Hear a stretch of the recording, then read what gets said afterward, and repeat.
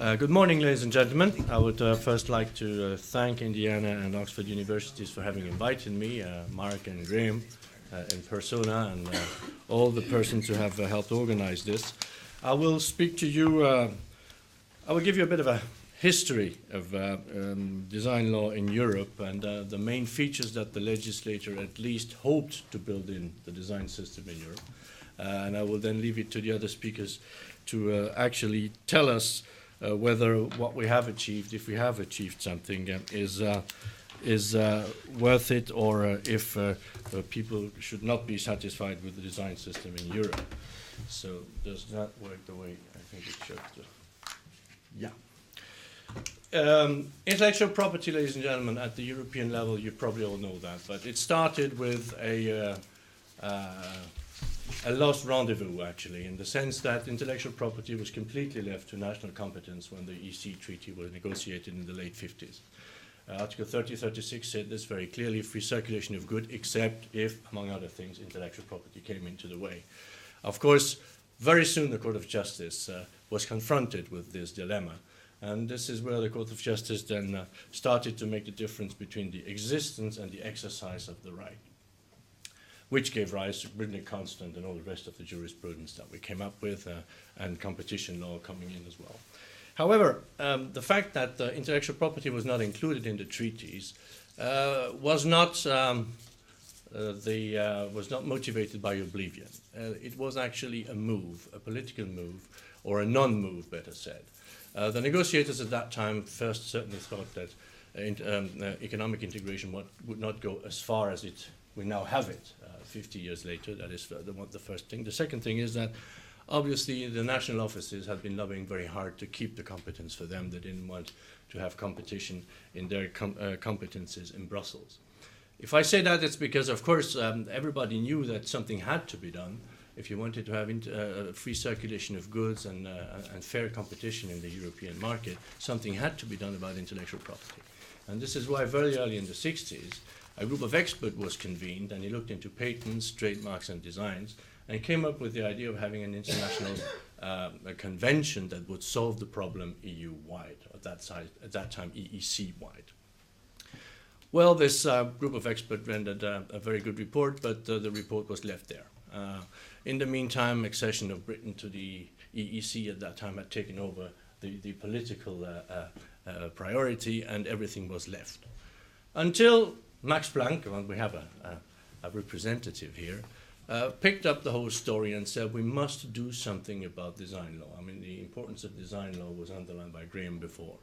And they looked at design law in Europe and found, of course, an incredible variety between pure patent law, copyright law, other systems which were hybrid. The situation of national laws and design law was, first of all, formidably varied, and also actually not very good in the results. And this is why the Max Planck proposed to go forward with a true European design approach into a new design law. And this is how the Commission proposals were then presented in the early 90s. Well, the principles of design law in Europe are: we need to harmonize. We need to harmonize national laws on the one hand, and on the other hand, create unitary titles. Okay, this is what happened with trademarks. Exactly the same mechanism was built for designs.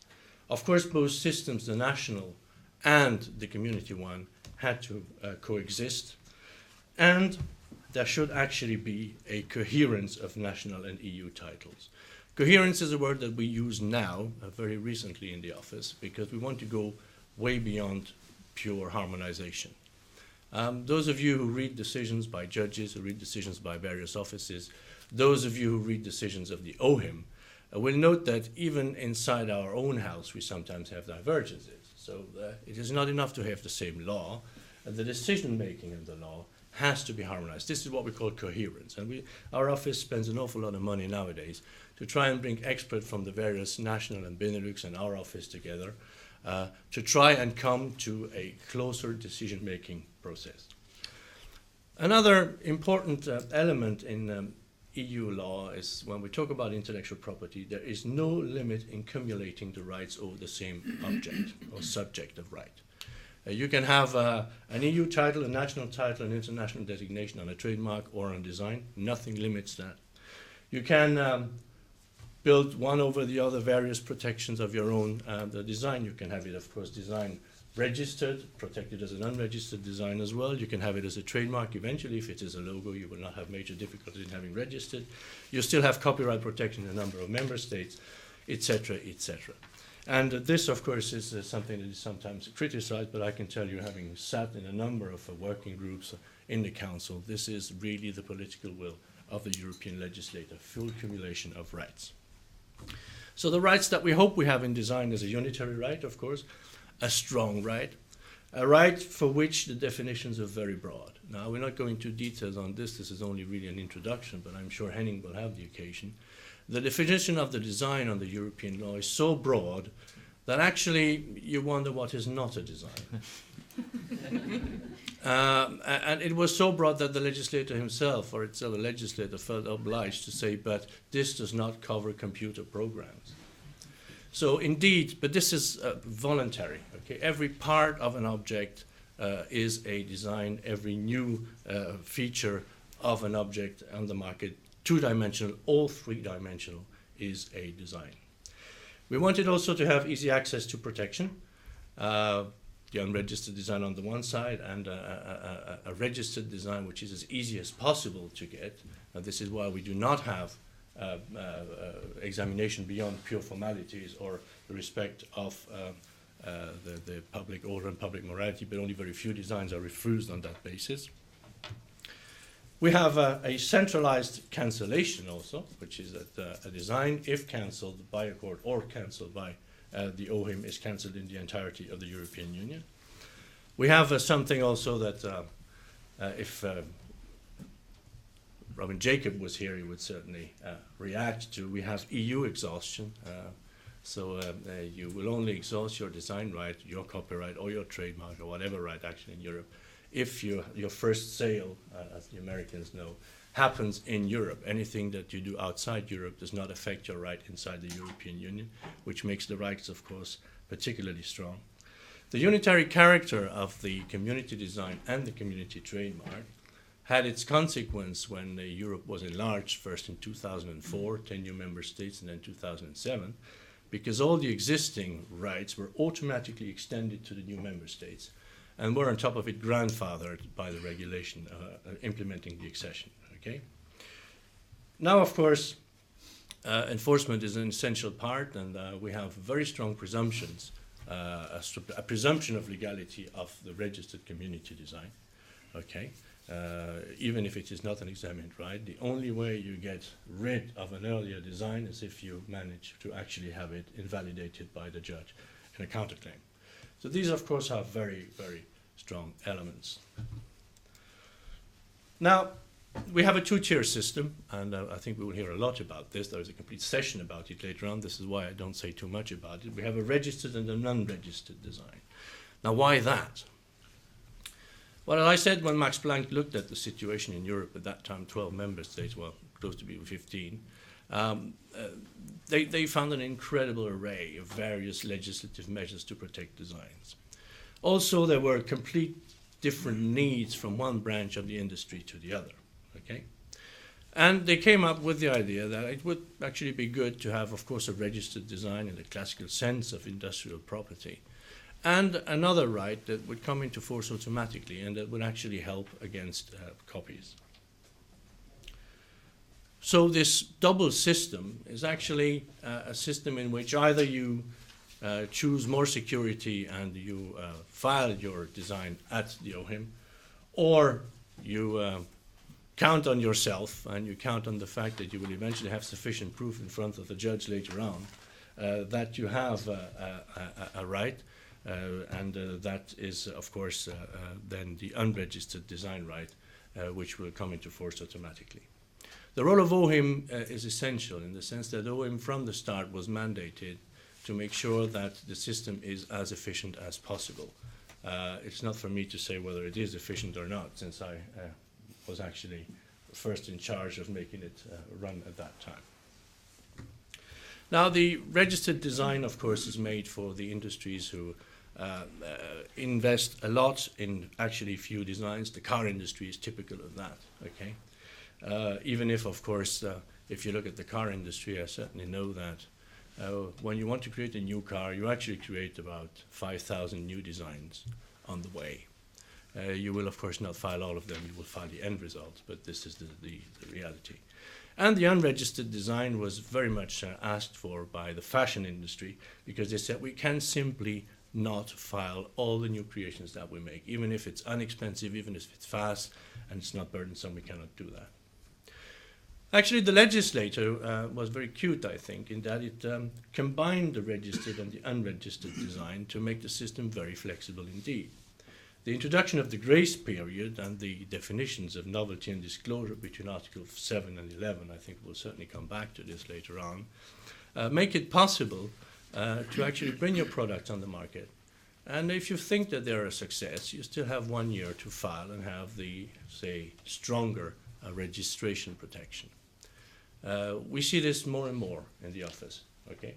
A number of the fashion industries, notably, do not file immediately their designs, but they, as soon as they see that one of the products is a success on the market, they will file. With the grace period, they can, of course, afford to do that. The system is open also to filing tactics, because we have a deferral of publication system, you have multiple applications, which are particularly inexpensive, okay? The idea was to have a filing system and a registration system which is as simple, inexpensive, and swift as possible. That was really what was meant to be done with the registered community design. And actually, it gives good legal security. I already said that if you have a registered community design, you have the presumption of validity. And the only way of getting rid of an earlier design which is registered is to have it invalidated yourself in front of the judge. It has this unitary character which helps an awful lot, and it will be very important for me in my future role, because, of course, the fact that it has a unitary character will also allow to have unitary protection at all the borders of the European Union. And if I have time later on, I will tell you a few things about what the plans that we have in order to reinforce the enforcement at that level. Filing and registration procedure are simple. The exhaustion is there, and the protection up to 25 years, which may sound very short for the French, who had 50 before, but it's still one of the longest protection that we have worldwide at this moment in time. And as I said, the grace period. So the registered community design has a lot of advantages. The unregistered design can be, I think, efficient, but I think their Henning can say much more about that right. What we hear is that the people are reasonably satisfied with that right. Of course, you will be protected only after a first disclosure within the EU, and there are a number of legal difficulties here, at least potentially. Okay. Of course, if one of your opponents says, yes, but the disclosure that you talk about is not the first disclosure worldwide, you will have actually lost your unregistered design right. There is therefore an uncertainty also about disclosure and existence of right. We come back to the daunting problems that we had before, and we still have sometimes in copyright cases, where you have actually to prove an awful lot of things and convince a judge before you have any chance of winning. So this is, of course, the downsides of the unregistered design. Also, it will only protect you against copy. You will have to demonstrate that your opponent has copied your design, and I sometimes wonder how you do that. Of course, if both designs are slavishly copied of the other, it will be easy, but not necessarily always. And of course, the term of protection is of 3 years only. Now, just a few words about the what I can say about the use of the community design and whether it responds to the hopes of the legislator and eventually the stakeholders outside of the office. We have received 174,000 applications, so these figures date early October. We're probably past 180,000 now. And 670,000 designs were included in this. Now this, of course, is much more than we ever thought in the beginning. It is figures which are very close to trademark figures. 87,000 designs are filed every year in our office compared to 104, 105,000 trademarks. So it seems that the system actually is a welcome system. Multiple applications correspond to half of the applications that we receive.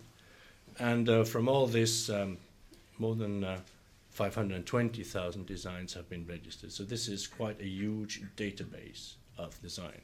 And there we come back to one of the problems that I will have in the future, which is the huge knowledge management problem that we have in Europe, not only on court cases where Henning helps us and others, but also on the various national Benelux community registration systems and databases, which we have to try and put an order in.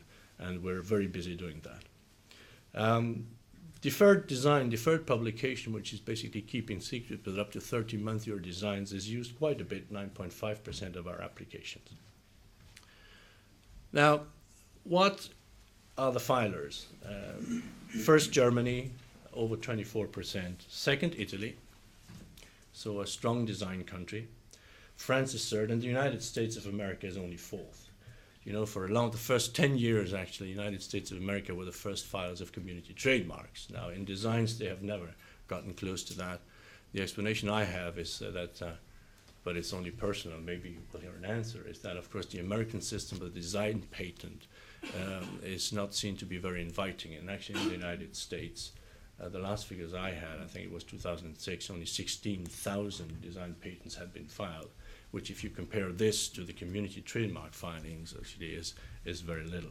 So probably our American friends do not have the habit yet of filing for designs, and maybe we should make more conferences like this one to tell them that design protection is very important, and we're of course looking into what's going on there in Congress as well.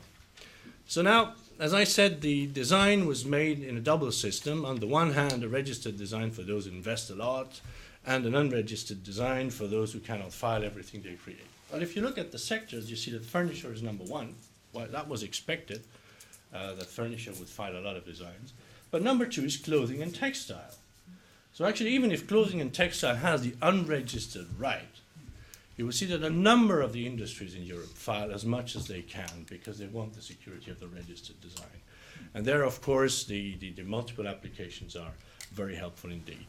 Very logical, I should say. We have packaging, number 3, with a 7%. Actually, the first and biggest filing that we received of a multiple, that was 310 designs in one application. That was Colgate-Palmolive, who at that time filed all their packagings that were less than a year old. So it took the examiner 2 weeks to examine the whole thing, even if it's only formalities, because we had computer problems at that point. Okay, then recording equipment, household goods, etc., etc. So these are the sectors that mainly use the community design. Now, many people say an unregistered right cannot be a solid right. I think that the reality shows that this is not the case. In the office, our statistics over the years is that only 0.16% of registered designs are actually subject to an invalidity proceeding. That's 1.5 in 1,000. This is very small indeed. So in other words, the registered design is solid as such. Okay.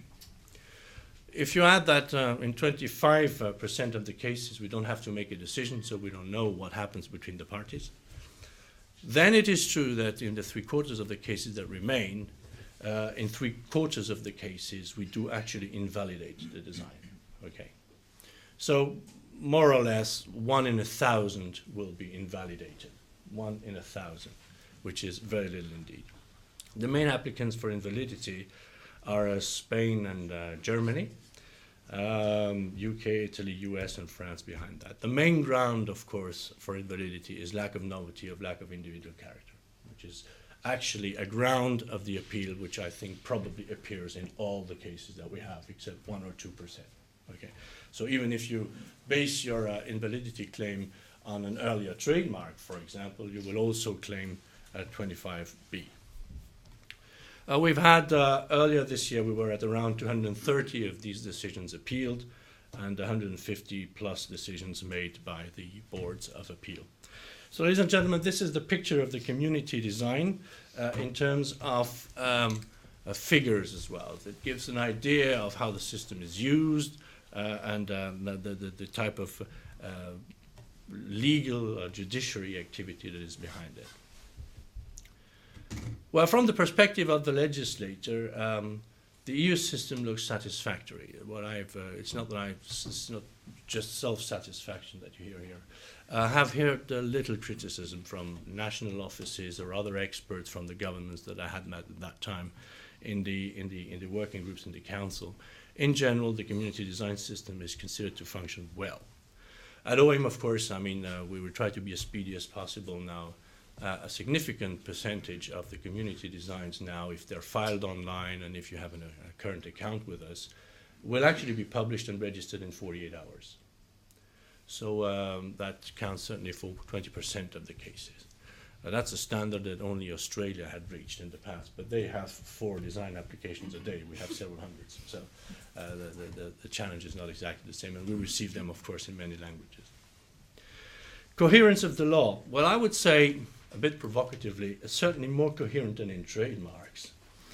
Those who follow the trademark law decisions of the Court of Justice and other places will know that.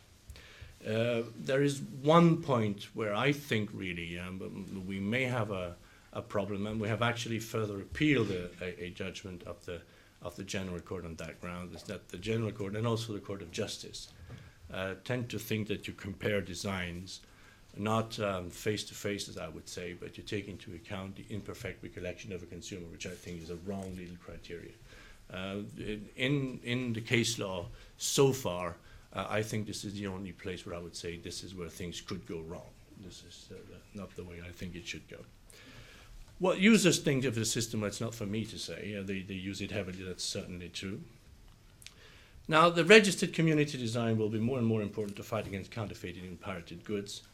I will be the future director of the observatory, and one of our projects is, well, first of all, to have a design view system, which is a centralized database with all the registrations in Europe, plus WIPO. We have that for trademarks already, and it will be made available in November, a new version where almost all the member states of the European Union are in. You can make your search in all the languages that you want, etc., etc. We want to have that for designs as well.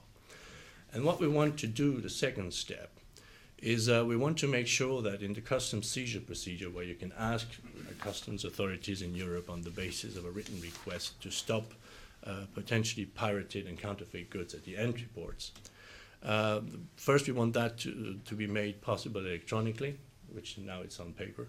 And secondly, we want to make sure that the customs officer then have also direct access to the official filings and registrations in Europe. So actually, if one day these guys have PDAs, they will stand in front of the container, they will see the request of the right owner, and the same go turning 2 pages, his real registrations and the real product, and they can make their preliminary decision. So that's the sort of projects we're working on.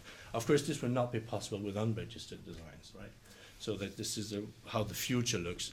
And we hope to have the system ready for trademarks certainly next year, and for designs, well, as soon as the databases are brought together. Of course, it's a bit complicated. Still, from the perspective of what I hear from government officials, is that the unregistered design remains a necessity. However good the registration system is, the unregistered design will continue to be necessary in order to make sure that pure, straightforward pirating can be forbidden without having had necessarily to make a registration beforehand. Well, ladies and gentlemen, these are the few elements I wanted to give you. I have not spoken too long, I hope. I am, of course, ready to answer any questions you may have. Thank you very much indeed.